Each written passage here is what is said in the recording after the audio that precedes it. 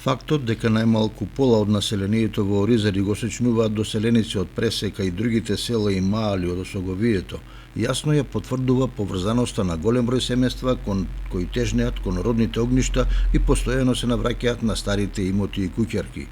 Велат дека некоја чудна сила ги влече да излезат во чистата планинска средина и да ги навраќаат спомените кога овде имало и народ, и добиток, и обработени ниви и воштарници.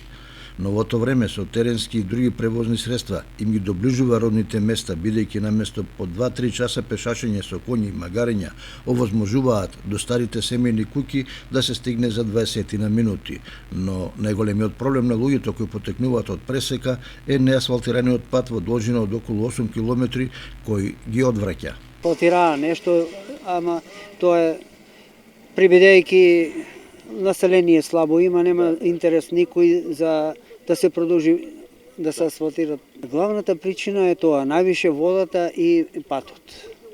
Би се враќале многу и еве почнаа некои од Оризари се враќаат, прават викендици и постари луѓе се враќаат, нели. Меѓутоа проблемот е највише за патот што не е асфалтиран, пристап нема, и да сака некој да дојде, кола ќе скрши. Времењата се менуваат, животот во развиените села и градови станува се потежок, па многумина со задоволство би се вратиле на старите огништа, доколку ги имаат барем основните услови – пат, струја и вода.